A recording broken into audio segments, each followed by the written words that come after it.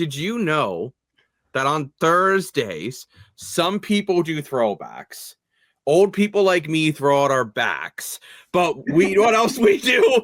We record the Streakers Island Podcast. It is I, Jacob Moore, the self-proclaimed sports analyst and O-list. Get that through your head. That's why I have the best winning percentage. We also have Dan Moore, Mr. Moore for your money. Woo!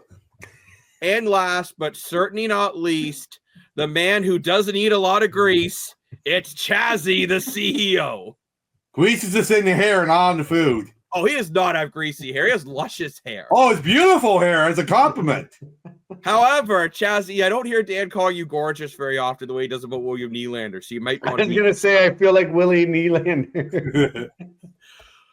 But we got an action-packed show here. Gorgeous looking dude. We're going to go over the NHL playoffs so far, where all the teams are sitting at as of Thursday at 1:38 in the morning, and kind of just see where the series are at. We're going to take a deeper dive into the Battle of Ontario, the Habs series, and the Oilers series, or their lack of series if you're an Edmonton fan. We're going to talk about OHL playoffs. I got Bri Pup joining us back in the booth.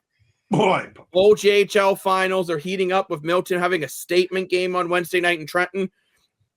Toronto Blue Jays, Dan, your 98 wins are looking more and more impossible every minute. Wow. PWHL is having a big expansion, and there's some drama in Buffalo that is not Joffrey Lupo complaining about too many windows. I was going to say, it could be a window thing. But sucks. Come on, Buffalo can't be that bad. But let's get into before we start, can we here's a side topic. With the women's world hockey, and they had the overtime US Canada 3-on-3. I don't know if you guys caught any of it, but it was like action packed. Just talking about the overtime going 3-on-3, like that was intense. So. Well, I'll be honest, though. I still don't love 3-on-3 overtime to decide a gold medal game. Why not? No, not even the gold medal, eh? I think a gold medal should be 5-on-5. It was a lot higher speed 3-on-3, especially with the big ice. Oh, it was back and forth. It was incredible. It was crazy. I guess I'm just old school, but I think a champion game shouldn't be won in shinny hockey. Well, it's a good trial one, right? No, you don't use a gold medal game of the women's championship as a trial run. That's a huge. Well, you gotta use some gold medal game to try it. Was that the first time they used that format in the world? No. Dan's just being himself, which normally I say be yourself, but with Dan, be someone else. But come on, that hurts. I'm kidding. That hurts. Boo! But let's get into the NHL playoff bracket here. And there's some surprises here early on. Side note. I didn't expect Vegas and Minnesota to be a 1-1 series right now, not going to lie. No, that was crazy. The other ones, I didn't think Florida beat Tampa the way they did in that 6-2 victory. Florida just kind of steamrolled the Lightning with Kachuk leading the way, who is now magically healthy as a horse. I can't stand the IR system in the NHL. Washington with a 2-0 series lead. We'll get into that a little later in the show. Yeah. You got LA Edmonton, which, man, if you're an Edmonton fan, I'm sorry. Yeah. That's just not looked very good. Dallas, Colorado, game 2 and game 3 have lived up to the hype. Dallas winning back-to-back games, taking a 2-1 series lead and getting home ice back. Winnipeg Jets over the Blues so far, 2-0, and Toronto over Ottawa, 2-0. So are you guys surprised when I read all those off? Are there any series you thought that might be either 1-1 or maybe 2-0 right now? I'm surprised with the Minnesota victory and the Florida victory, not just the victories, but the lopsidedly one. Like, Minnesota was up 4-0 at one point. I was like, what? I thought if Minnesota got a win, it was going to be a squeaky, like, tight 2-1, 3-2 type of win, not 4-0. And for Tampa and Florida to go 6-2, that was pretty nice. Because Tampa was the better team. That's why they got home ice. And in this season, especially down the stretch, Florida looked really weak. Now, I get they played the whole Tampa Bay salary cap game, with Kachuk, and they missed Lad, and there's probably a couple other players that they missed down the stretch too. So I get that, but so even if Florida won, okay, but they didn't just won. They won 6-2 against Tampa. In Tampa, by the way. Yeah, with that win, remember, they're stealing home ice right back away from the Lightning. And one other series I did forget to mention, Carolina and New Jersey's 2-0. As much as I thought Carolina might come in a little sleepy, I mean, I don't think anyone's too surprised. Sheldon Keefe doesn't seem concerned, quoted saying, we've been here before. We'll find a way to get back in this series. Now, mind you lost the 2 games on the road. You win the 2 games at home, you make it a best of 3. They played much better in game 2, though. Way better in game 2. Oh, they played a lot better. I do agree with you, Craig. Like, they played a much stronger game 2 than they did game 1. Like, game 1, they looked bad. Do you know why you forgot about it, Jacob? Because it's that boring and that predictable. I predicted that one's going to be a sweep, right? So we got exactly what we're thinking. Honestly, though, you still can't count the Devils out. A series isn't a series until you lose at home. Well, we're going to get into it later in the show, but look what happened in the OHL, right? I mean, even if they go down 3-0, it's not done till it's done. No, but like even you look at this New Jersey Devils game to start off here, like the shots were 27-26, much more evenly matched game, and I felt the Devils played pretty well.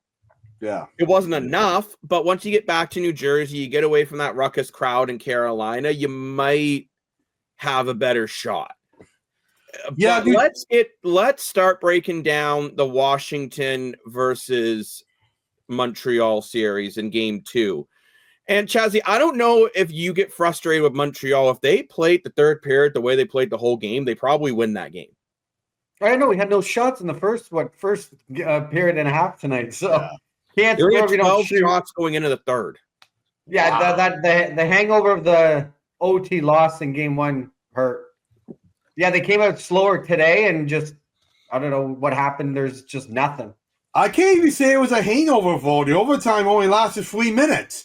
It wasn't like they went into like a third overtime. No, just the emotional letdown of you hung around and like you're getting banged around at the beginning, and then it's sort of you started wearing them down, and then you tied it, and then it just hurt. I will say Logan Thompson stole that game though in that third period. He played out of his mind. And I feel Montembeault is playing some really solid hockey as well. He's playing very solid. Like you could basically say that game was 2-1. The third goal was scored with 0.7 seconds left. And I'll be honest, I don't even love Washington shooting for the empty net at that point in the game. I'm just going to keep it 100 here. I get it's in front of your home crowd, but that's just adding salt to the wound. I don't know how much I love it. I think you're just adding fuel to the fire. But there is something that I am very perplexed with Martin St. Louis right now. So you're down. You can't buy a goal. You pull the goalie. Who is your best player to score when you have a man advantage? Patrick Laine. Who sat on the bench for the entire third period? Patrick Laine. I don't care how bad of a game he's having. He is a pure goal scorer. It's probably going Caulfield, Laine. And I'm not talking about best players because Laine is nowhere near your best player on Montreal, but he's a pure goal scorer and you need a goal. So that's when I'd say to a guy like Laine, look, you've been playing like Dio double dog poop all game. Stoop dog! And get us to overtime. So but Chazzy, you've been following the Habs more than I have, obviously, as you're a Habs fan. As a Habs fan, are you frustrated about the Laine situation?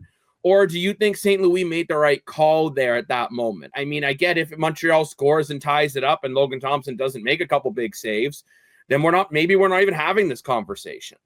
Well, if you look at his ice time in game 1, it was 13 minutes. Tonight was only 10-10.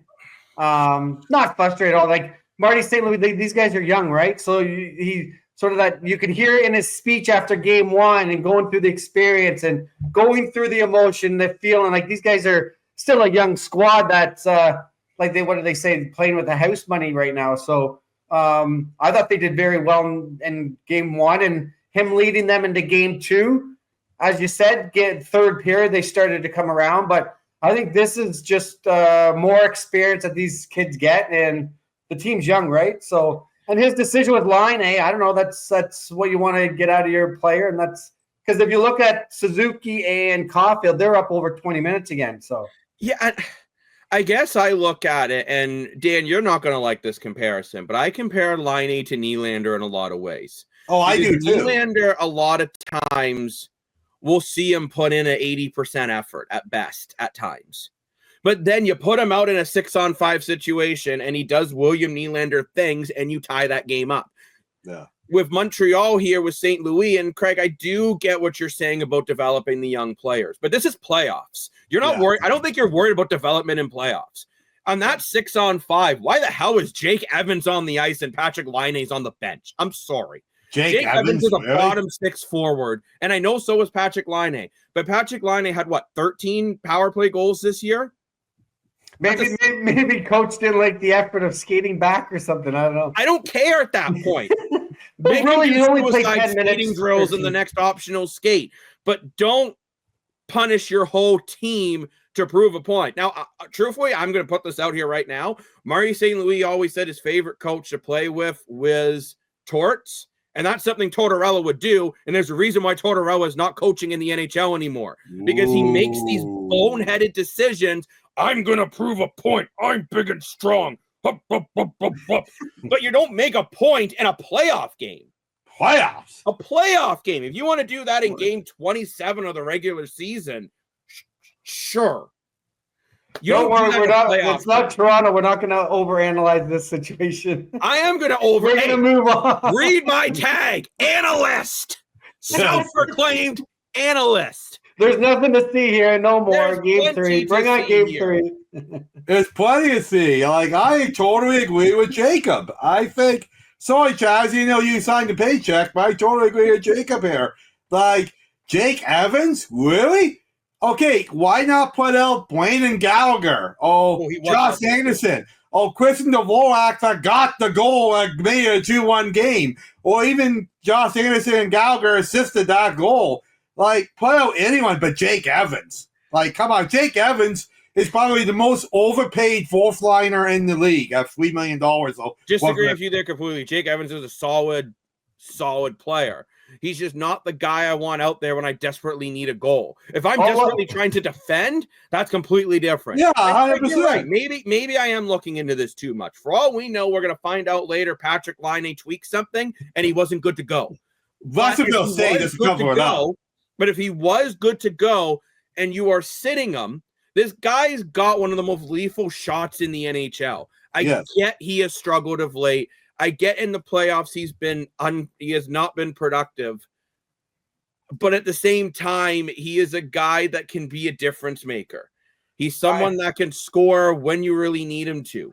Yeah, this year he has 15 power play goals out of his 20 goals this season. Put him out there. Because look at Ovi. The great thing is on a 6-on-5, he doesn't have to move. When he doesn't move and he shoots, he's got a dynamite shot. Yeah. I'm going to leave it at that.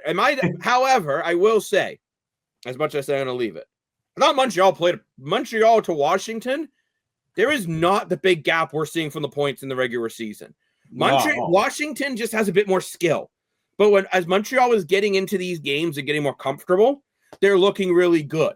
I wouldn't even say a skill. I would say it's more experience. With guys like Wilson and Storm versus Suzuki and Caulfield.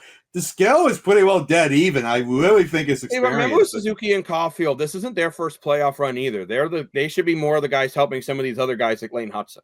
No, I get that. I don't even mean experience in playoff. I just mean experience in life. When you look at a playoff game, it's not... These other guys drink from the hose! It's true. It's not just a game. A playoff game is like a life lesson, bro, and the more mature you get, the older you get, you make the more wiser decisions, That is not true at all. The older I get, the crazier I get. But quick question has nothing to do with this. Chazzy, did you drink from the hose as a child? The hose? The hose. No. Never. You never had that crisp metal plastic water. Through the greenhouse. Maybe that's why Chazzy's got the luscious hair, and Dan and I always have hats on to hide our hair. My gray hairs, and well, Dan, you know, Lack your hair. of. All I will say about guys that can shoot, and a few months ago, I think someone wanted Max Domi in the press box. I said, no, give him another shot. Regular what he does season for you versus guys. playoffs. Regular season versus playoffs. Not comparable.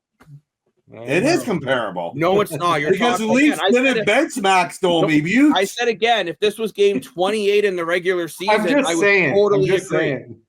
I would totally agree. Game 2 in the Stanley Cup playoffs, I disagree, especially where I feel Montreal, no disrespect, they don't have those.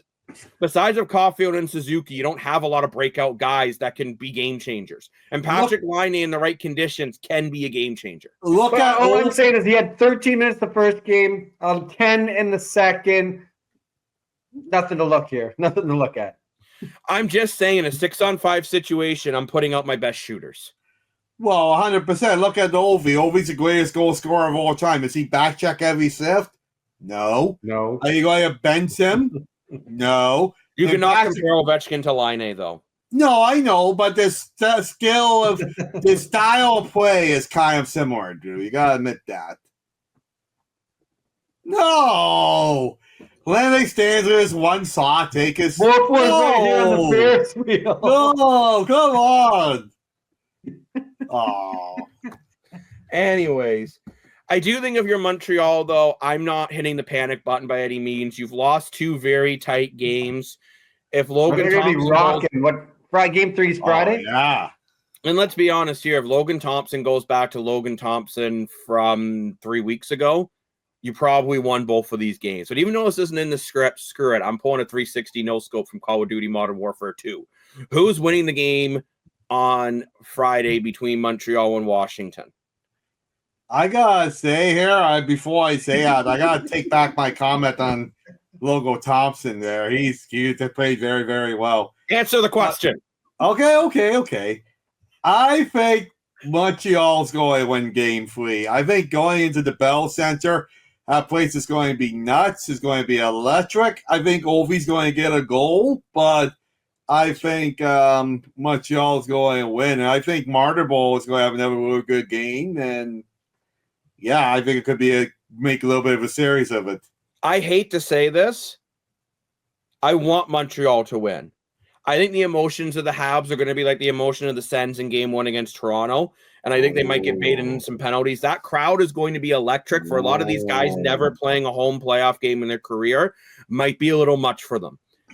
I think this game is either going to be a tight win for Montreal or a blowout for Washington. And I'm going to take Washington in a bit of a lopsided affair with Washington just blowing the doors off in the first period. I could see Montreal getting baited into some bad penalties, crowd electric, trying to get into it, throwing a couple unnecessary hits, and taking some calls. Although I do want to say Caulfield definitely was right to be furious when he got cross-checked in the face. But Chazzy, who are you taking in game 3? Oh, Montreal. Sorry, cross-checked in the face? You didn't see that towards the end of the game. One of the Washington players just drilled him in the head with a cross-check and no call. No, it reminds me of our comment the other night about John Tavares flopping. That was not. And then also, well, then if Tavares was flopping, then Caulfield was flopping. Gallagher, game 1 got and no, that also no should have been a penalty. penalty. But I feel that also basically giving Greg the hack job and just. I'm going to get into him a little bit later. We want to get into this about the refereeing and the inconsistencies of some of these calls that we see in this Leafs series versus these other. Let the guys play. Okay, I am going to get it. Let's get into the Stolarz Greg situation. And if you didn't watch the game and only watched the highlight packs, whoever edited these highlights packs had way too many sody pops. Because what they missed was before Stolarz got really angry, and I'm not saying Stolarz didn't deserve a penalty. He absolutely did. Greg put his stick into Stolarz' legs and tried to trip him again. So that's when Stolarz lost it. Remember, Greg plowed over Stolarz in game 1. On purpose. Accidentally on purpose. One of those plays, On purpose. calm down, Dan. One of those plays where he went hard to the net, but truthfully, let's be real here, he could have avoided them. He can even get hot. And I finish, brother. Thank you. Then, in this one, he pokes at Stolars again. So then Stolars is hacking him, and I'm literally watching a team. I'm like, this reminds me of hockey from the early 2000s, and I love it. Yeah. Right? They're going at it. And I'm telling you the reason why Ridley Gregg got the penalty. Because when he went skating back, there was no need to go through the crease again and go behind Stolars. He was trying to get one more lick, and Stolars just went, that's it, I'm done, laid him out. Stolars definitely deserved the 2-minute penalty, but Gregg gets that penalty. If he doesn't go into the crease and Stolars just trips him, Ottawa's going on a power play. But Stolars, okay, I'm going to use some props again. Here's Stolars, okay? The net behind him, Gregg could have came around this way and front, but instead he goes behind. So when he goes behind, Stolars knocks him out. That's what everyone's missing from that play. And I'm telling you this too. I played goalie when I used to play. I would have done the exact same thing. I would have laid his behind out. But that definitely is a penalty. To be honest, I think Stolar should have got the extra 2, and I wouldn't have even been mad about it. Yeah. Because after that, you notice no one was poking at him again for the rest of that game. Everyone left him alone. Because they knew now if you go back in this crease, this guy might just knock you out. Yeah. Talk about banging some loose cannon. I mean, Stolars just showed the same thing, and I, for one, love it. But, Chazzy, what are your thoughts on it? And I'm just curious because I already kind of know Dan's thoughts, and the viewers will get to know Dan's thoughts. But, Chazzy, all I was thinking was the consistency, and then I saw Gallagher get cross-checked, and it was almost reminding me of our discussion. I'm like, okay, where's the and then with Stolars, and I don't know, there's a couple questionable calls in game 2. We'll see what game 3 is like, but I don't know. You just don't know what you're going to be called, and these guys are trying to be physical and finish their checks, and I don't know. Then you ended up in the penalty box for God knows what. Now, when you're going about that game, though, you do remember Toronto only had 1 power play versus Ottawa's, I think, 3 or 4. Game 2, yeah. Game 2. I saw a lot of people online going, all the Leafs getting favored by the refs again. I'm like, what? They're 1 power play? I was just saying the consistencies of the cross checks in the face. Oh no, those are absolutely ridiculous. Personally, I think all of those probably a 5-minute major. When you cross check someone in the head like that, right at the neck, you could do some serious damage. 100%. I'm going to be honest. The main reason why I didn't get called on Gallagher is the refs hate Brandon Gallagher and the league loves Ovechkin. That's the only reason why it's not called. I'm not saying it's right, but that's why it wasn't called. The Caulfield one, I think the refs just are blind. Yeah. Caulfield was furious, and I don't blame him whatsoever. The Tavares one, I don't know how you call that a 5 and then go like, he doesn't deserve a head. Let's make it a 2. All of those should have been 5-minute penalties. When did that happen? They can go to the video booth and look now. If you call it a 5-minute major in the NHL, it gives you the ability to review it, which you can either A, leave it as a 5, B, double minor, C, 2-minute penalty, or D, no penalty. But who makes the call to analyze it in the first place? The situation room. So I'm used to football. The league calls it in. The league calls it. So I do think soon we're going to see someone get hurt really bad, considering they're letting players try to dehead people. I'm not a fan of it. It's not part of the game. No. And I don't care. It's playoffs. I think playoffs, you should be physical, but you shouldn't be trying to decapitate. If you're that mad at someone, just fight them. Don't cross-check them in the head. No, but seriously, I'd rather see a fight than a cross-check. If I'm playing hockey, I'd much rather go toe-to-toe than just get uninspectedly clocked in the face. Yeah, exactly. But what are your thoughts, Dan? I know let's be honest, you're more into the rough, tough rock and sock'em hockey than even I am. So, do you like all these cross-checks? And don't just say you didn't like the Tavares one, but the rest were fine, because then you're a hypocrite. I am a Leaf fan. I'm not that bad. I don't like any of them. There's no place in hockey. We've talked about this the past 20 years plus, so we're all familiar with it. Even John Cherry's familiar with it. the number one injury in hockey is concussion. And concussions are life-threatening injuries. That's why we changed icing, because people are getting tripped up into the boards and getting concussions. We're making all this equipment and elbow pads so that they don't get hit in the head as much with concussions, and shoulder pads, and the helmets are getting better because of concussions. We want to keep everyone safe with concussions, but okay, let's make it an okay play to cross-check someone in the head. Hello? You know, I think if anything, I think this is more than just a hockey playoff thing. I think you're right, Jacob. Someone's going to get seriously injured, and I think this is going to turn into a lawsuit. I think this is going to turn into a legal battle against the league, because when you talk about someone's head, you talk about someone's life. And like I said in Mindset a couple episodes ago, okay, we all wear a different color jersey. We all hate each other. But at the end of the day, there is a human being underneath that jersey. Craig, maybe not so much, you know, the center from Ottawa. Beautiful. No, I mean the center in Ottawa, not so much him. But the other people are all human, right? Oh, by the way, we are going to, Dan, don't spoil it yet, because this is going to be probably next week. But Dan has a little surprise he's going to work on with Ridley Gregg. And it's going to take a lot of work. But Dan's got a little surprise, so stay tuned for that. But let's more move on to the game as a whole itself. With Toronto taking the 2-0 series lead, I think Ottawa played very well again. My only concern would be if I'm a Senators fan, I think that's the best you can play if you're Ottawa. Yeah, you stayed a lot more disciplined. You actually drew more penalty. You got 3 power plays versus Toronto's 1. You scored a goal on the power play. As much as Ullmark's stats weren't great, I can't really blame him on the goals. This is just coming down to Toronto right now is just a deeper team than Ottawa. Now the game could happen tomorrow night and we might be singing a different tune. But right now, I think Ottawa is playing the best hockey they can play.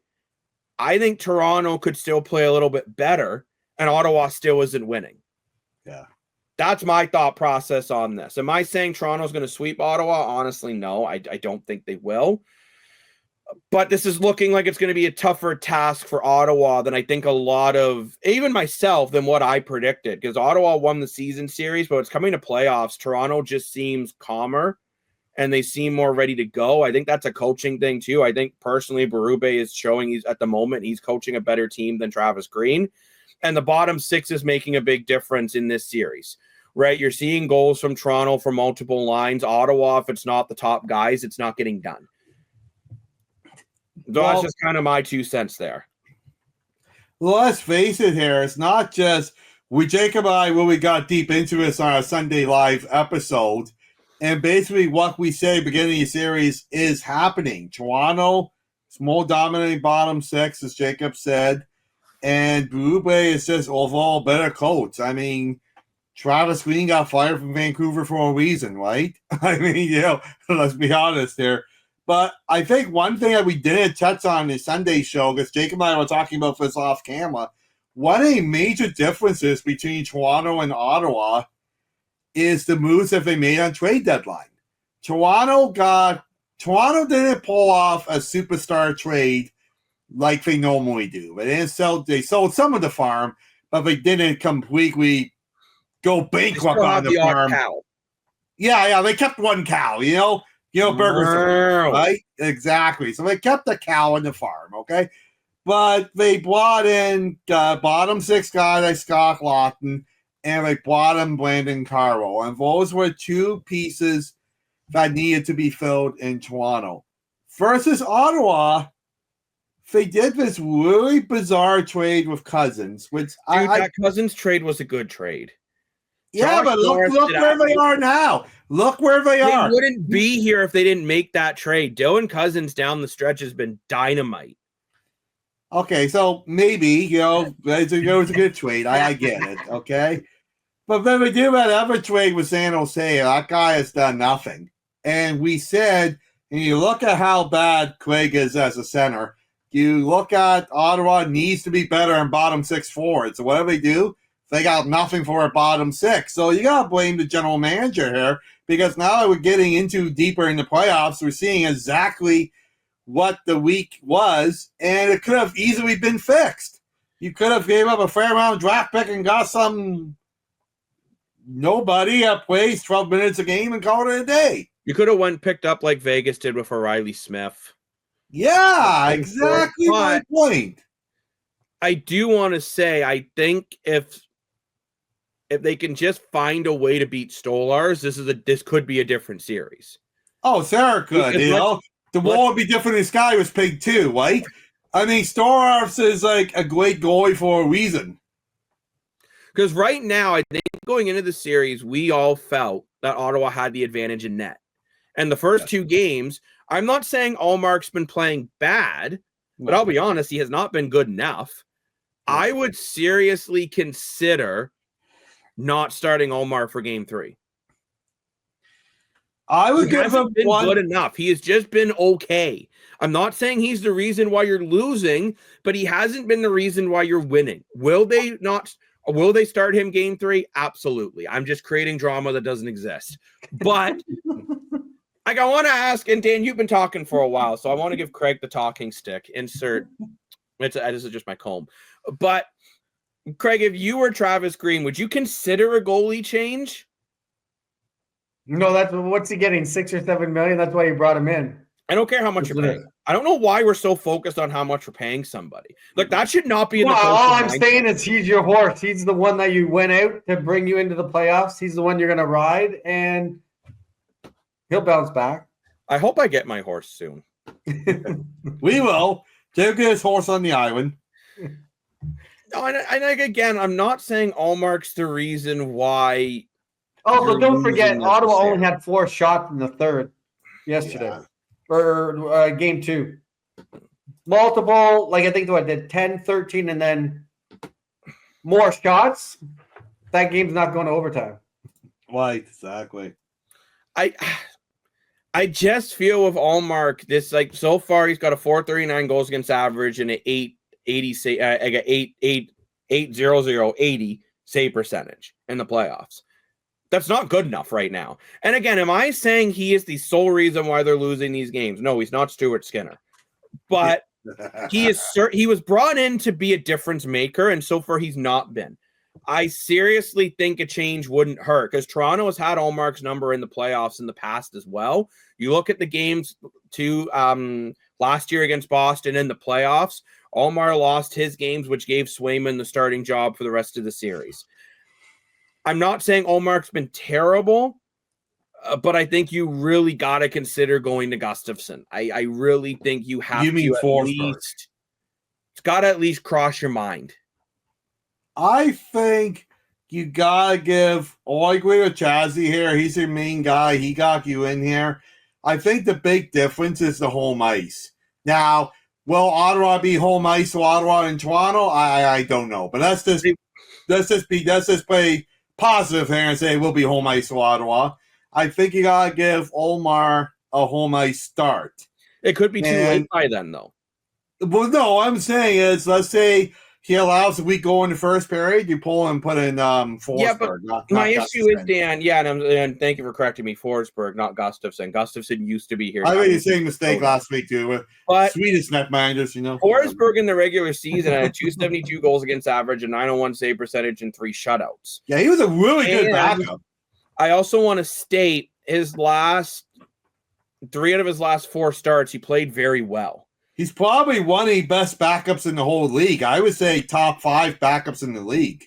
I just mean it might be a good shakeup. If you lose game 3, it might be too late for the shakeup to even matter. The only problem is, to go with Chazzy's point, if you do that, does that give the players an scapegoat for not playing well? Yeah, but I don't think Ottawa isn't playing well. I think at times Ottawa has dominated the play. Yeah. The difference is Toronto's been able to weather the storm and or make us get a save. Where again, I'm not saying Allmark's been bad. He's been okay. I don't think Ottawa can win with okay goaltending. No, I think they need above average bare minimum. Right. But let's get into this game 3, and I've came up with some props because this one's actually in my rundown. Who's winning game 3? Chazzy, going to you. Is Ottawa getting back in this series on home ice on Thursday night? I think this is their series. So if they don't win this one, I don't know, you put a fork in it. So I will give them one more chance. Dan, who are you taking? I was trying to see my notes here. You said Sens in the notes. Yeah, that's what I thought. Wow. So I'm going to say Sens because I think this has been a great battle. I think Ottawa is going to come out physical, I think Ottawa. I don't think Ottawa is going to go down without a fight. I think they're going to win Game 3 here. More reminds me of this commercial right now of the hockey fan switching jersey. For the first time on the Streakers Island podcast, Dan Moore has gone against your Toronto Maple Leafs. So Dan, you are going against the hometown. You're going against the grade. You're changing your mind, and you're completely wrong. I did say the series was going to go with 7. I said Toronto was going to win there 2, Ottawa will win there 2, and it'll be a 3-game series. I did say that. Ottawa's going to lose Game 3. Their first game at home, they're going to get overwhelmed like they did in Game 1. However, then I'm going to get into this now. Then Ottawa's going to win Game 4, Game 5, and then Toronto fans are going to panic, and then they're going to win it in 6. I projected 6 in the beginning. Toronto will get this game done in Game 3. I think Ottawa, that home crowd, is going to be overwhelming for them. I really do. I get you guys might think I'm crazy, but most of these guys have never experienced a home playoff game in their career. They got overwhelmed on the road. Can you imagine now, even if, let's say, there's 4,000 Leaf fans there, you still have anywhere from 12 to 14,000 Senators fans screaming at you to do something. It can be overwhelming. But let's get into the props here. Austin Matthews has not scored a goal yet in these playoffs. However, I'm not saying he's playing bad. I'm not going to pull a Dan. Is Austin Matthews going to get on the scoreboard? Yes or no? No. Chazzy? Oh, just on there, like, could he get an apple? Will we score? Oh, score. No. Not sure if you're drinking vodka or water, because I'm still going to say no, yes. it's H2O. It's H2O. H2O! Legendary Carby. Let's go. It's H2OI anyways. Aye. I'm going to say yes to Matthews getting a goal. I don't see him going 3 straight playoff games without a goal. He's still averaging over 3 shots a game. He's going to find the back of the net soon. Will there be a fight in this game? We got close in Game 1 and Game 2. Are we going to see the first fight of the Battle of Ontario in 2025? Oh, yes. I'm also saying yes on that one. An interesting prop here. John Tavares in Game 2 on the playoffs was terrible. Is he going to have a bounce back and win at least 50% of his draws? He played good. He's JT of the 6th, bro. He had a terrible day at the faceoff. Captain 37.5. Captain JT of the 6th. Not a captain anymore. Answer the bloody question. Yes, I get 50%. Chazzy? No. I'm not telling you. And last but certainly not least, Brady Tkachuk. This is a weird prop for you guys. Brady sucks! He's got to get 1 goal, 1 assist, and 3 hits. Yes. To be honest, if Ottawa's going to win this game, Tkachuk has to take it over. Yes. So Chazzy says yes. Dan? Yes. No. I think he'll get the hits. I don't think he'll get the assist. But remember, download the Streakers app, play along with us, jump into the sports booth, and also to make sure you update your Streakers app. If it's not auto updating, make sure you go into your app store, whether you're on Apple or Android, and update the app and slide into some new and exciting movements.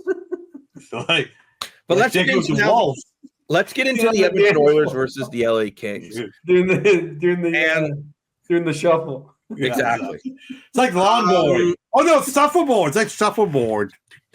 You know how I just said if I'm Ottawa or I'm Montreal, as much as I'm down 2-0, I'm decently happy with how we played? Yeah. Not Edmonton.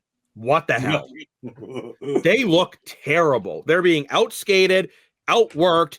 McDavid's trying to do everything by himself every time he gets the puck. Why play him with Leon Draisaitl if he's going to try to do a 1-on-5 every time? Yeah, that's a good point. McDavid has the ability to do it, but sometimes the best play is the simple play. He's trying. I think this is almost too much effort from Connor McDavid. And Stuart Skinner, he let in 5.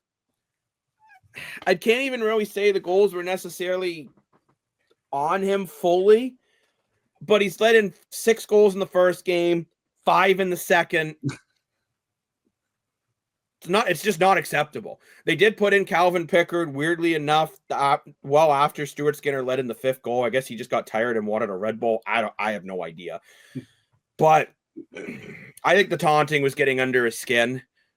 But like Chazzy, if you're an Oilers fan, I get you're coming back to Edmonton, but how concerned are you with just the lack of chutzpah this team showed in Game 2? Oh no! Well, you almost they came back on what 4? Were they 4 goals down at one point on Game 1? Yeah. No, then you let in a goal with just seconds left after you just tied it. Like that's absolutely emotionally a letdown, and you'd expect a little more of an effort tonight, especially with Evander Kane back in the lineup. But yeah, no, and we'll see what kind of team we get in Game 3. Hopefully, much better. The home crowd can bring them back into this. But we said this in home ice, right? This is the home ice advantage, and yeah, they just couldn't get going after that devastating Game 1 loss. Yeah, but you were down 3-2 partway through the third, and then LA just literally, I went to the bathroom. I come back out, it's 5-2. Yeah. Like, it was 3-2. Well, you had a Walt Disney poo-poo, so Arvidsson scored a good, hard-working goal and a good, hard-working shift from that 4th line. And then they just I don't get it. I don't know if it's the Oilers go through coaches the way that I drink water bottles. I'm already on my 2nd water bottle since we got ready to record the podcast. And maybe they need a new coach again. I don't know. But they just fell asleep at the wheel again. And again, the way we all say, it's not a series until you lose at home. But if I'm Edmonton, I didn't think Calvin Pickard looked that great. I mean, the one goal we let in was a 2-on-1, but it was basically a 1-on-1, and Kempe just ripped it by him. Yeah. I'm assuming they're going back to Skinner in Game 3? No. Are you? Nope. I don't know. Like, the problem is Edmonton doesn't have a goalie. I think we should have started Calvin Pickard in Game 1.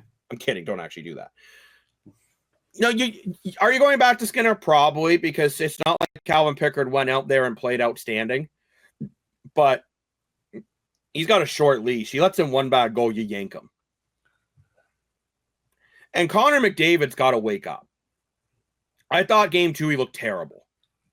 Only 2 shots on net, no goals, no assists. To your point, I think you're just trying to do too much. It done either. Trent Frederick looks lost.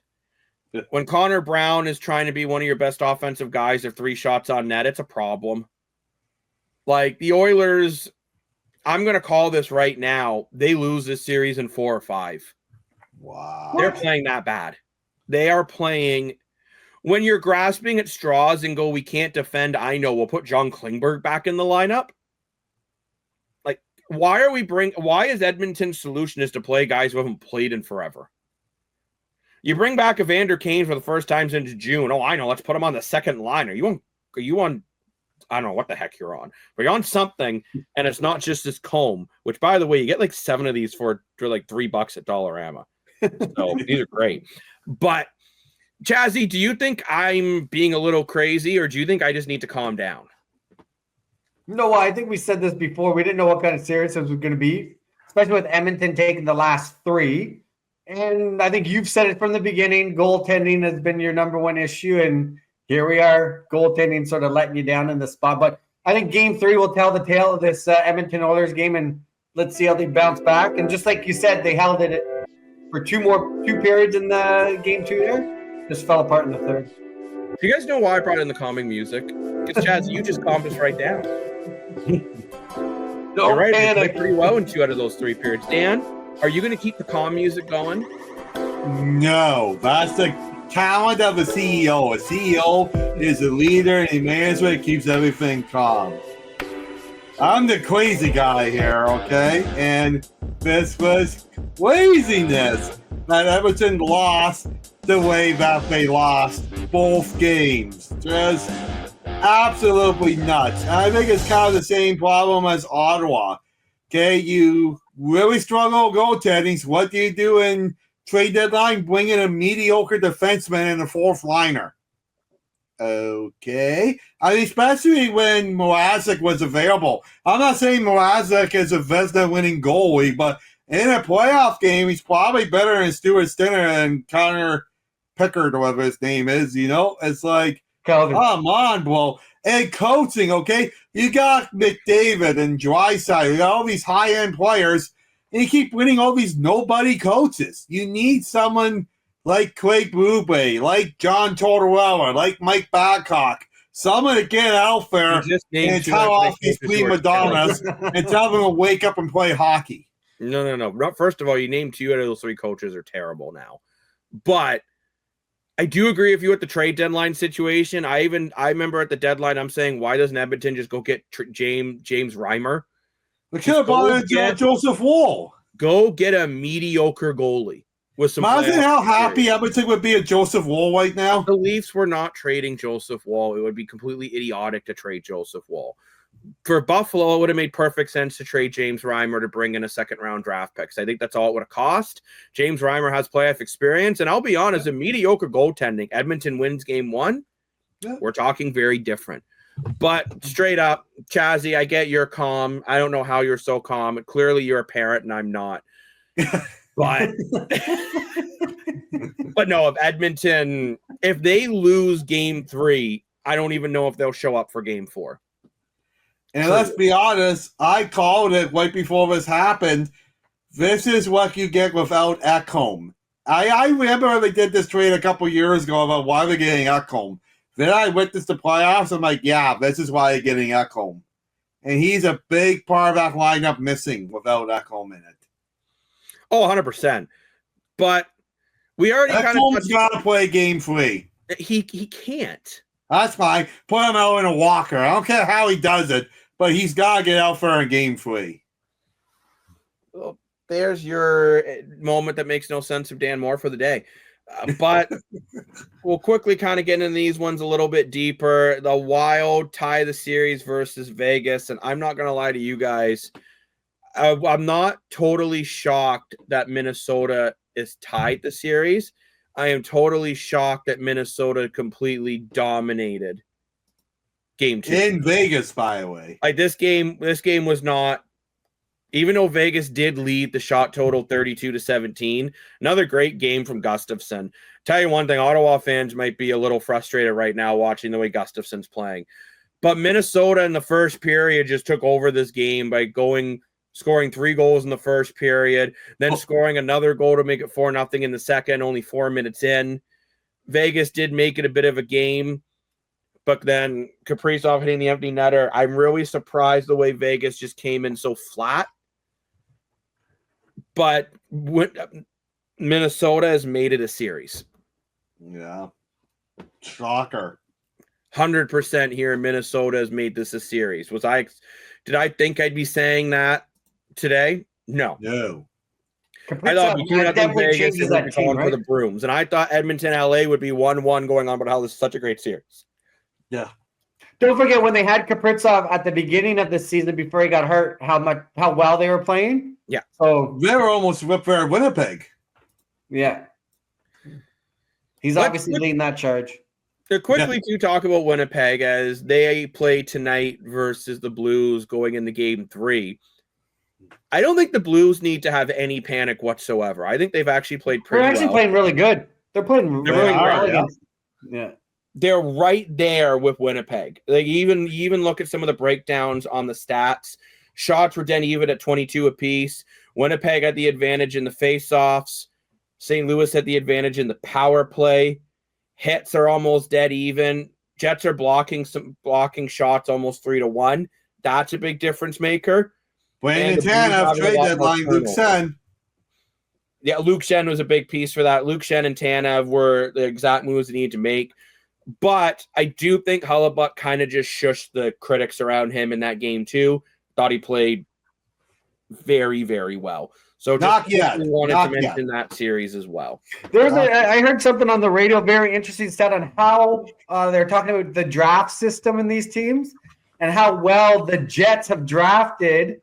And this is their draft picks through the years coming to fruition this year in the playoff. Like, I guess this year.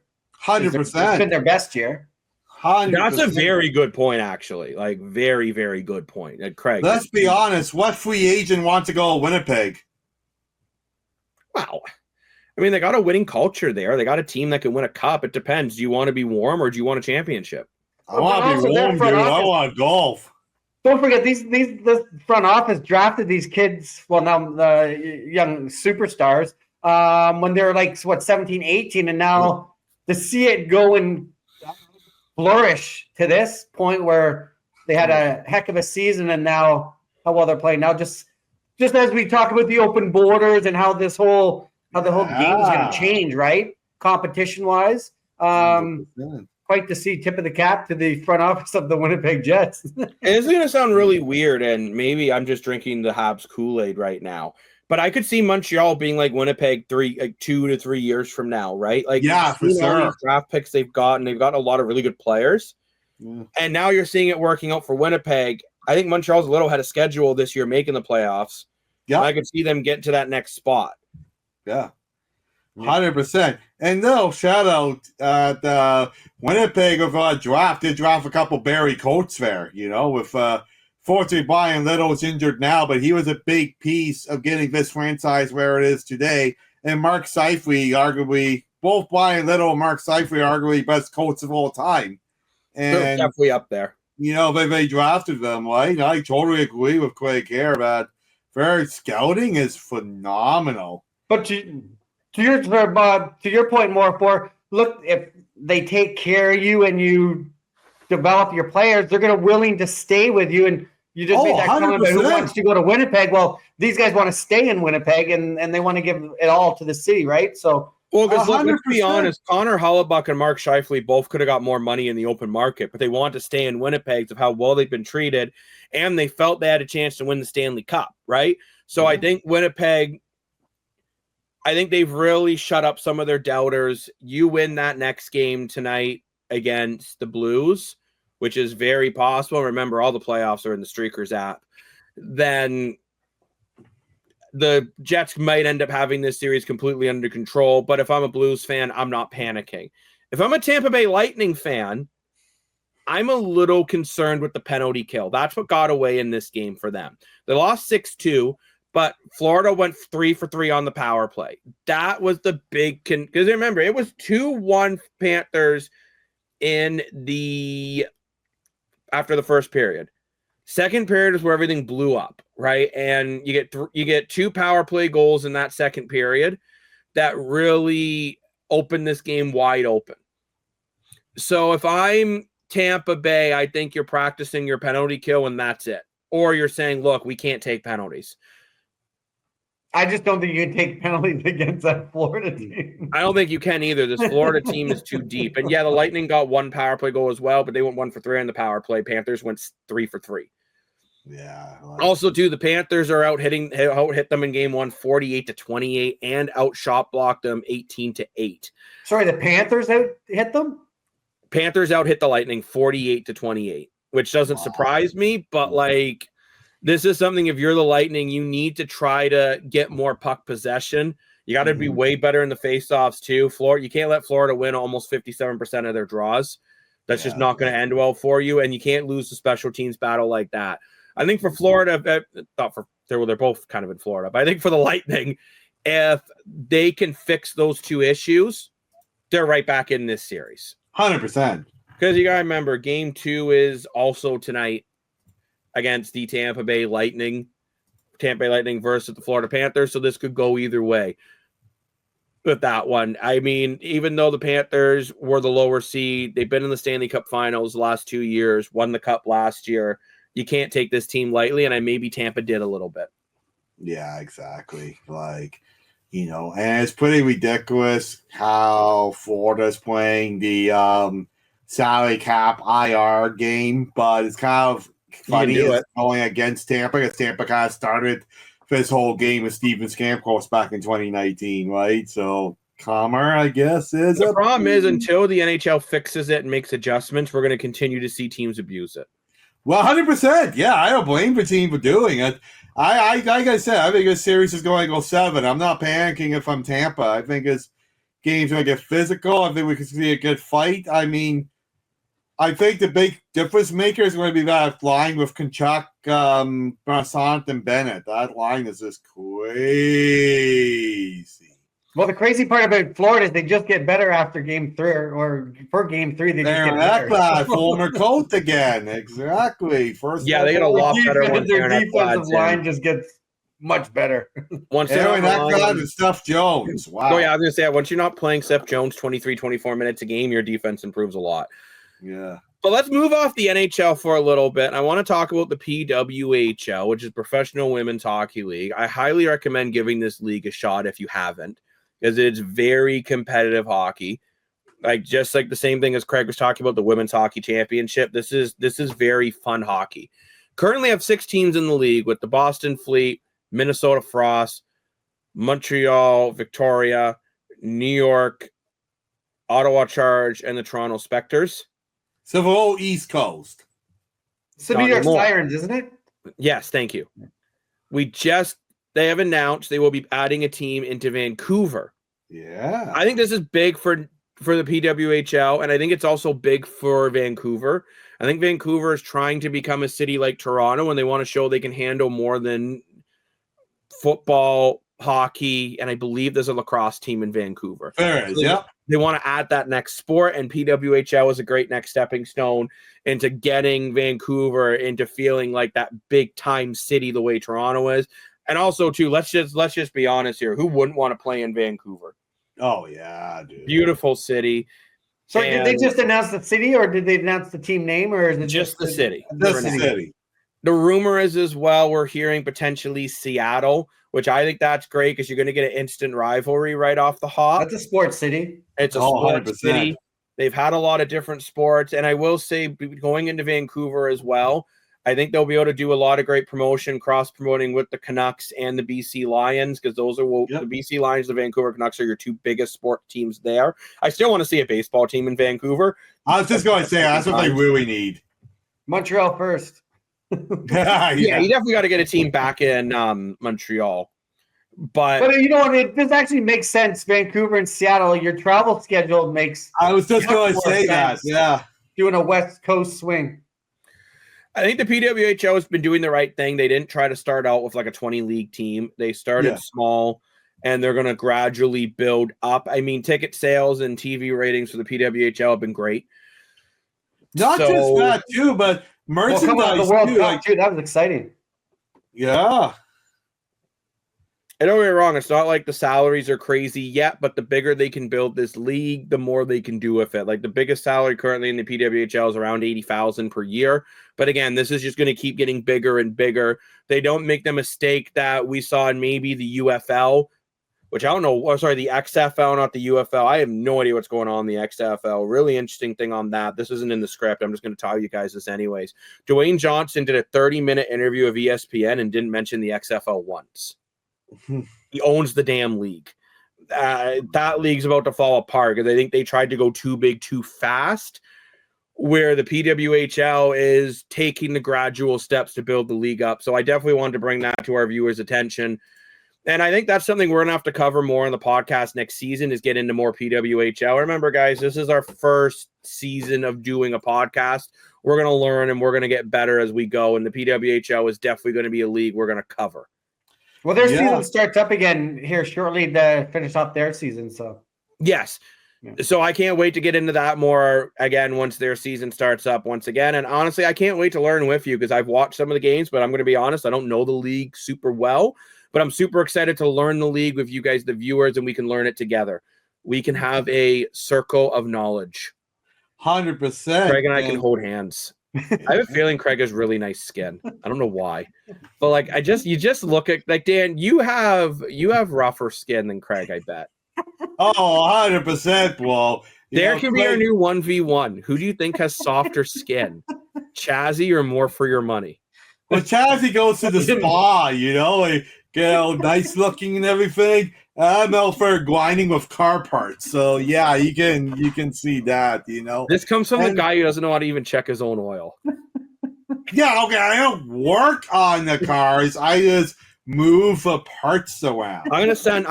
This is something we got to get James Barkley on, a buddy of ours, to talk about one day. But let's move on a little bit now. We're going to pick up the pace here and get into the OHL playoffs. The OHL playoffs are getting into the conference finals. And just like Chazzy did with his coughs, the Windsor Spitfires choked, losing that series. But Bri Pup's going to come in here and talk to us a bit about what's going to be happening in the upcoming round. With an update on the OHL playoffs. And the conference finals are about to start, where we'll see the Kitchener Rangers, who just came back from being down 3-0 in their series against the Windsor Spitfires. And they'll be taking on the league's best and Dan's pick to win the Memorial Cup, the London Knights. And in the East, we'll see two very good teams who finished near the top of the standings, where Oshawa will be taking on the Barrie Colts. Should be two very exciting, very good series, almost as good as a Tim Hortons coffee in the morning. Back to the boys at the Slickers Island podcast. Yeah, man, I gotta say, I prefer country style. I'm not gonna lie to you guys. I do too. All I gotta say is the confidence on the bee puppy there, eh? With the update, quite something. Whoa, glowing on the island here. But I gotta say here, country style. Yeah, well, I like country style. Where it's at, Craig. If you haven't had a country style, get those smooth hands. I haven't had a country style since 1989. All right, old. Oh, that's my year. But I want to talk more about before Jacob was born. When they had drive-through. I wonder, can Kitchener carry this momentum and beat London? No. Yes. No. Oh. Yes. Oh, wow.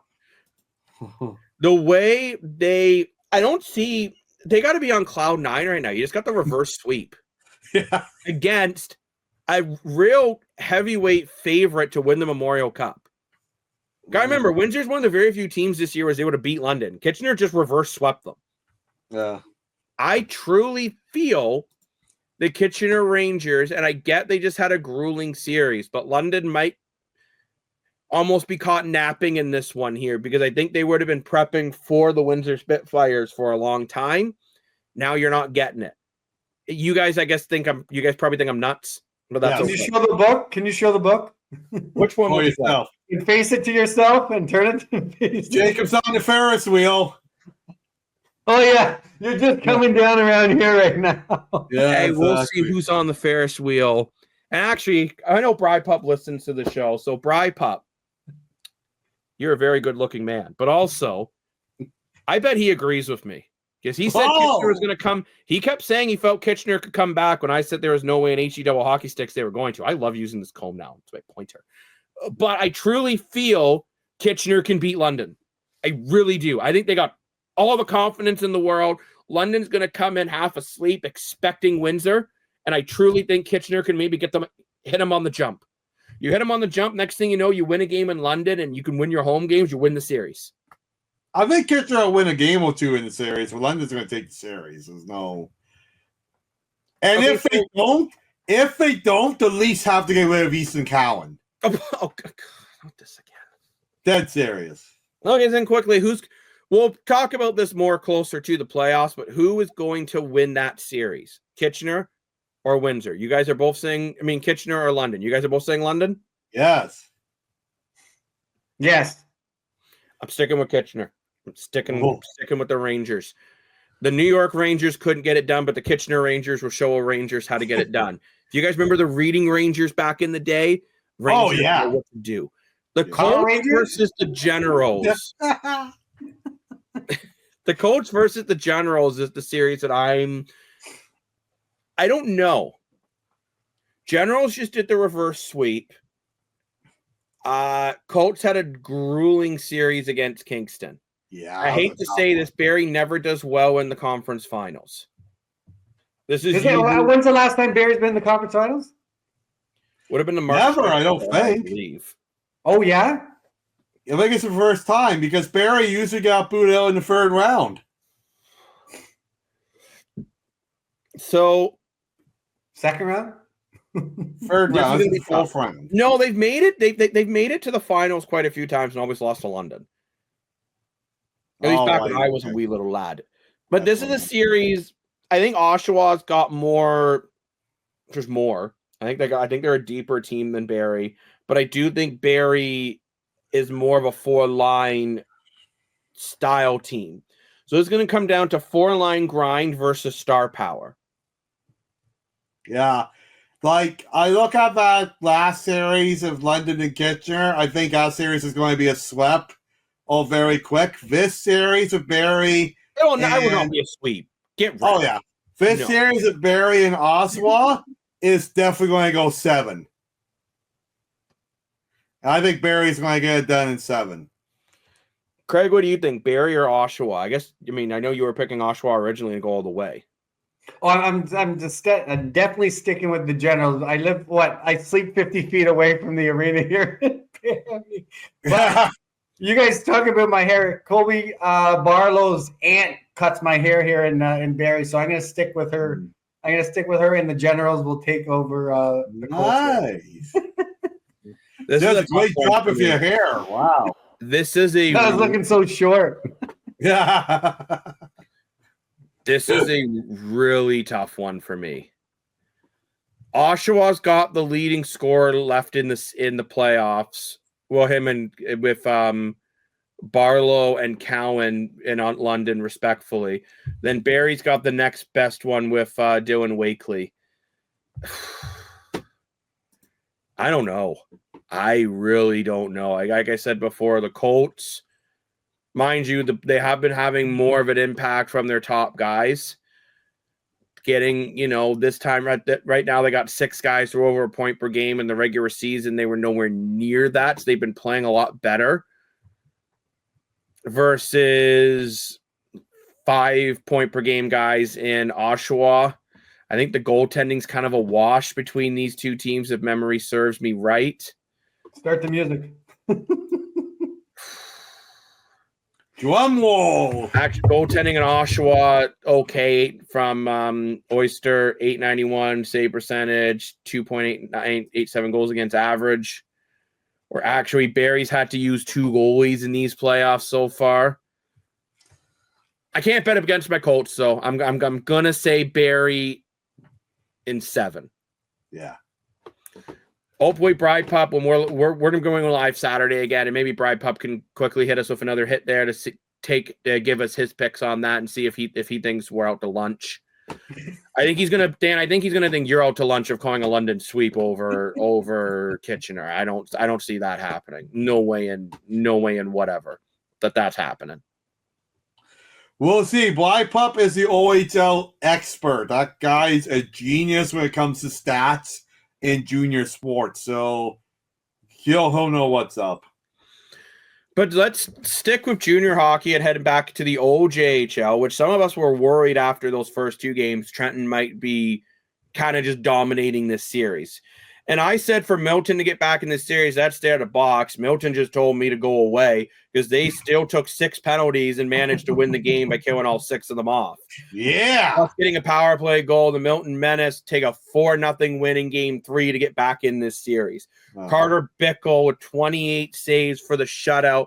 Ryan Sanborn, respectively, still had a pretty solid night, making 29 saves out of 33 shots. This has been a real goaltending battle in this series so far, but the Milton Menace really came to play. And funny enough, it's the guys who haven't been getting it done in the playoffs so far for them.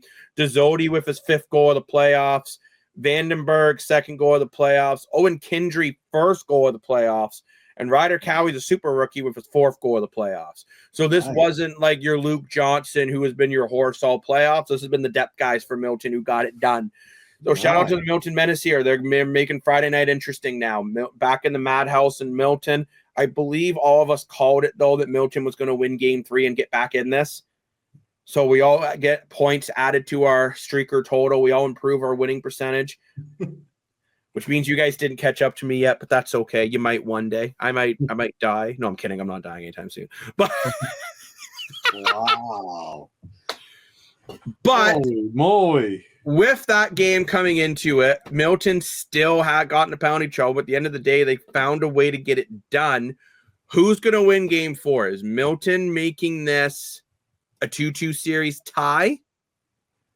Or is Trenton taking a 3-1 series lead and trying to put this series to bed?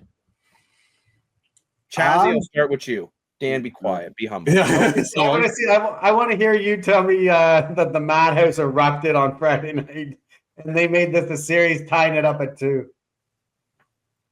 Dan, what do you think? Do you agree with Chazzy? 100%. Chazzy signs the paychecks. I said from day one this is going to be a 7-game series, and let's make it a 3-game series, boys. Milton's going to get it done. I also agree with you. I think the Milton Menace back in their home crowd. I don't see them losing back-to-back home games. They haven't done that yet in the playoffs. They are going to find a way to win game 4. Trenton's going to play better in game 4. I think I'm not calling Carter Bickle with back-to-back SOs, but I am going to say that the Milton Menace are going to find a way to win another big game. And remember, you can also play the OJHL in what app? What app is it? Drinkers! Ba, ba, ba, ba. Are you saying Bickle's got to steal another one here? I think Bickle might have to steal another one. He's been phenomenal all playoffs. Like Carter Bickle has been, as I like to say, when you're in a pickle, call Carter Bickle. Oh, I like it. Is he drafted? That's a very good question. I don't believe so. I believe he'll be going NCAA. He will be after this year. Like you look at the playoff run he's had? stats. Like this guy's got a 1.89 goals against average, a 943 save percentage, and 3 shutouts.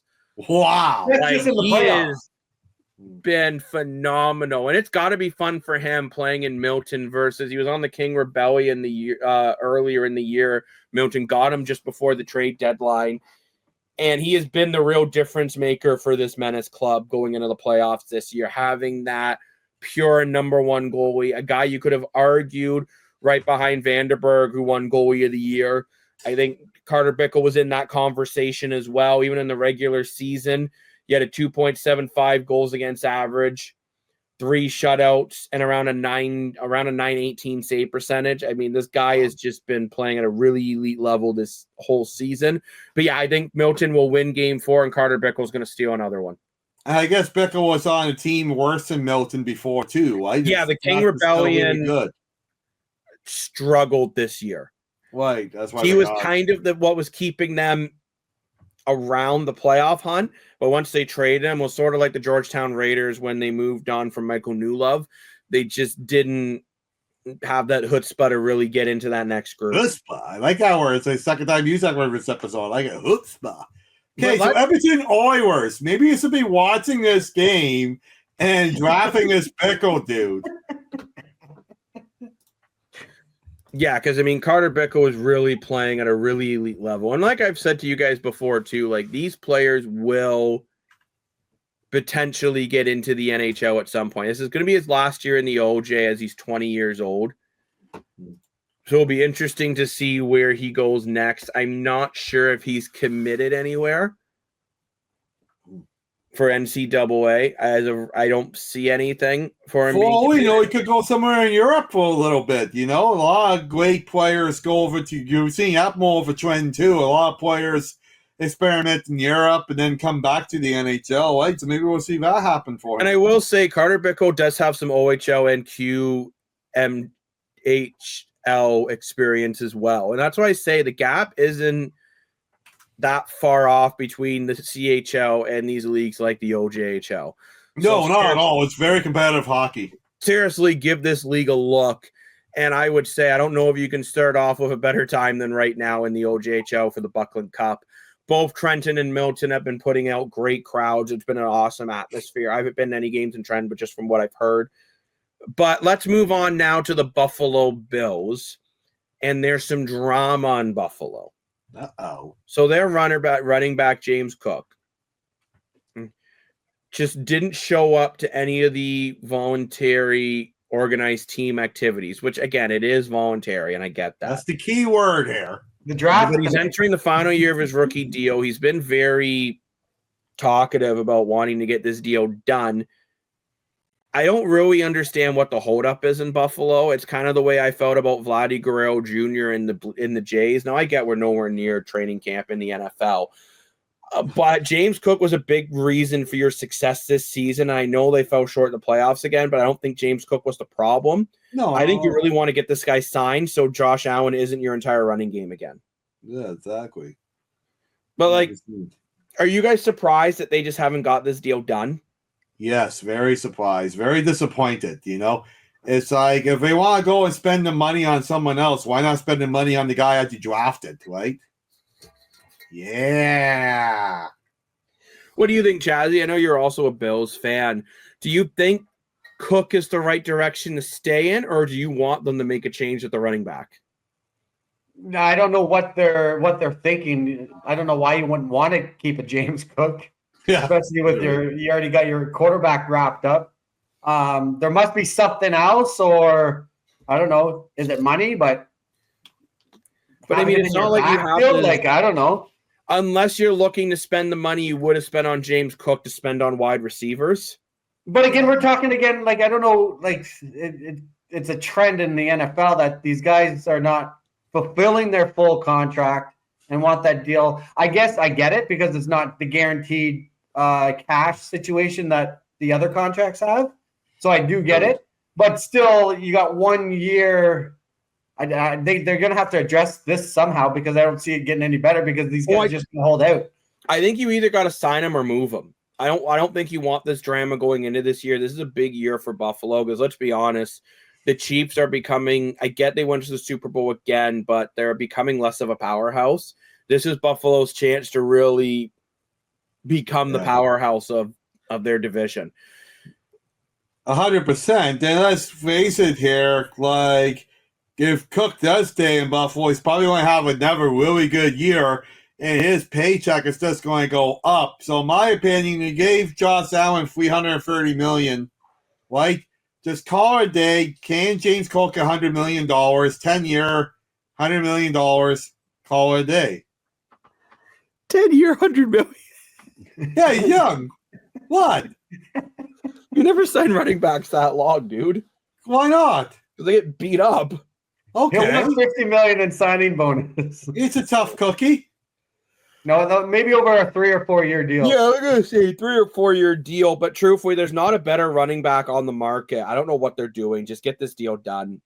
10-10, let's go. You don't want. They still have the cards, right? The front office are like, well, we still got him under contract for another year, so it's just all the drama, though. Just get the drama. Oh, I definitely agree with you. Absolutely. Look at the Vancouver Canucks this year. For all the drama they have in the situation. Look at the Toronto Blue Jays, who have really been struggling, and they struggled off the gate because of the drama with Vladdy Guerrero Jr. And there's still some drama with Bo Bichette right now. Either move these guys or lock them up and move on if you're live. But I do want to move on now to the Toronto Blue Jays, and let's hit the diamond here. As Chazzy just running away because he's sick and tired of watching these Blue Jays. 98 wins, baby. Well, at least I got the 9 part. I got 9 wins so far. No, 12 wins, all right? Yeah, I'm just saying because 12 is higher than 9 in case you didn't know. Yeah, I know. I'm saying give him credit too. One more than anyways. The Blue Jays that look terrible. They've only have 1 run in their last 2 games. They're on a either 4 or 5 game losing streak. I'm just not feeling confident with the way this team's scoring. Like you lost 3-1 on Wednesday. Then you lost 5-1 on Tuesday. Then 7-0 on Monday to close out your series with the Astros. And then against the Mariners, too, you didn't play that well in Seattle. Losing 8-3 to Seattle. 8-4 to Seattle, and then you won your 1 game, but still only 3-1. The Jays are not scoring enough runs. Everyone was worried about their bullpen. A bullpen hasn't. Yeah, it's playing well. Actually, the bullpen's not too bad. Like what even in this game on Wednesday, Francis only pitched 4.2 innings. You needed Green to pitch 1.1 innings, Garcia to pitch an inning, and Hoffman to pitch an inning. And they were serviceable, right? So, like, they didn't allow any runs. The bullpen didn't allow any runs. So the issue is batting. I mean, Guerrero Jr. one hit. He did get a run, but Springer's been kind of cold since he came back from the injury. You're not getting enough from Anthony Santander, who you brought in to be your DH this year. He's been underperforming. Bichette, one hit at 4 at bat. Same with Guerrero. The hits just aren't there. They just sent down Schneider to AAA, which I was a bit surprised by that. But again, he's had a bit of an off year. Like a guy like Jimenez, who came in on second base, he's been good defensively, so he's done what you expected him to do. He's not known to be a big hitter. But the Jays should have enough hitting in their lineup that they should be fine. Do what I think the problem is in watching the Jays games is not just the hits, it's when they get the hits. I know there's a lot of times they get hits, they get people on second and third base with 2 outs, and they leave them stranded on base. And that's so I don't know what the $1 million answer is. I don't know if they gotta switch some bats there and start hitting some home dingers, so maybe we gotta hit a little more sack flies just to get some people to home. But we're not getting people, we're not scoring for once. Forgetting the hits, I mean, look at the average of the hitters. Most of them are okay, average-wise. We're just not getting the RBIs and the home runs. So I don't know what you gotta do there, but that's the problem. Yeah, I don't know. I'm just not feeling very confident in this offense again. And it's like the money you've spent on some of these guys to hit the ball, just hit the damn ball. Yeah. But let's talk more about the series. This is a series coming up against the New York Yankees. I think this series is huge for the Jays. 100%. We got to get over 500 now. Well, not just that. This is a divisional opponent that you're chasing in the standings. Yes. So if you're the Blue Jays, you realistically have to win series like this. And people will say to me, Jacob, it's only April. Why are you this concerned? I'm this concerned because it's only April and the Jays are already 3 games behind the Yankees for first in the division. The Yankees are starting to pull away at 7-3 in their last 10. The Jays are 4-6. The Jays have to win this series. Like 100%. Chazzy, do you agree with me? Because I know you always laugh at me saying it's only April. But how important is this series for the Blue Jays? Oh, it's pretty much, let's say it's their season in April. We talk about going into May. You got to finish off strong here. But this Yankee team is starting to warm. You got Judge, Goldschmidt. Like Judge is hitting over 400. Goldschmidt's up around 370, I think. Like, I don't know. This is going to be a tough series. But like you said, we'll see what the scorecard is after this. What is it? I think it's 4-game series, isn't it? 3 or 4. Yeah, it's either 3 or 4. But, I mean, it is a 3-game series. But then the crazy thing is after this, then they got the Red Sox. Like, these next 6 games could really – okay, you can't win the World Series in April and May, but you can miss the playoffs in April and May. 100%. Yeah. Like if you go on a really bad run against divisional opponents, it can be critical. But you know what we like to do on the Streakers Island podcast? We like to get on our Streakers app on our phones, and we like to pick who's going to win games. So the first game of the series, who's taking it? The New York Yankee Fries. I like to call them New York Yankee Fries. New York Fries poutine's great. But anyways, New York Yankees or the Toronto Blue Jays. Dan, I'm going to you. Are they going to get to their 98 wins? Yes, they are. Toronto Blue Jays all the way. Where the next 6 games, they got to go at least 4-2. So you're thinking they're going to get a win? Yes, at home field.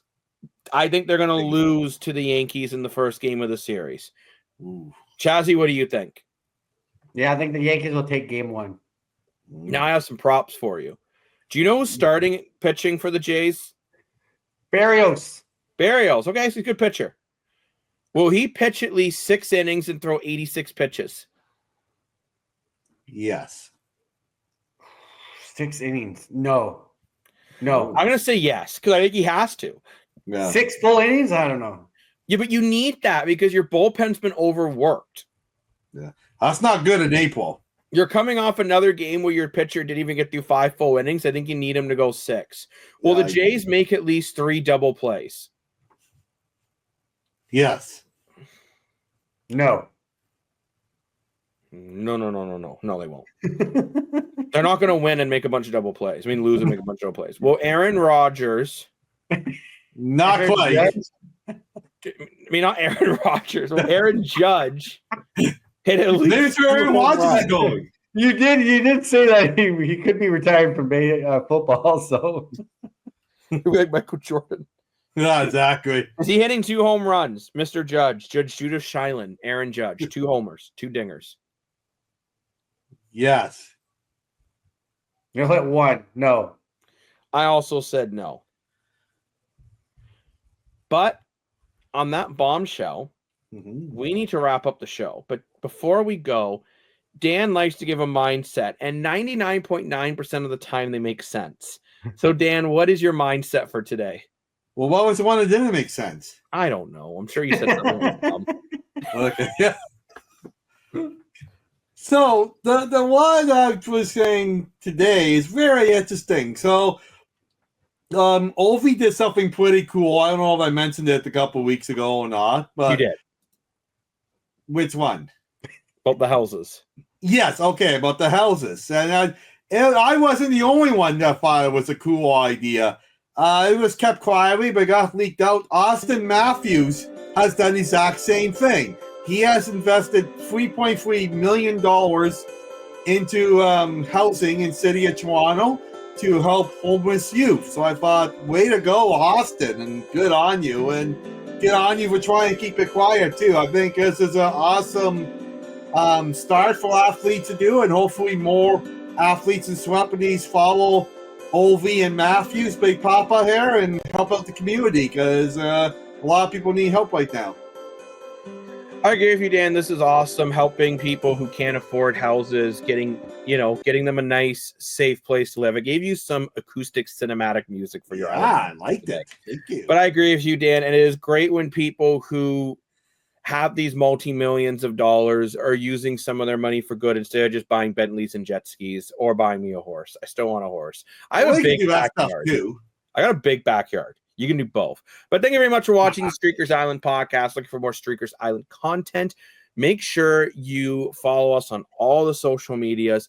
Listen to the podcast. Most of you are listening to it on Spotify, so I guess we're all spotty hotties. So make sure you listen to our show. The full video versions get on YouTube if you want to see our faces, although I might have a face for radio, not for TV.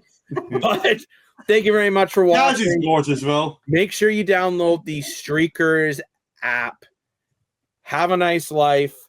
Say hi to your husband or wife. And we will see you live on Saturday night or maybe afternoon. I just want to keep rhyming. See you later. Bye-bye.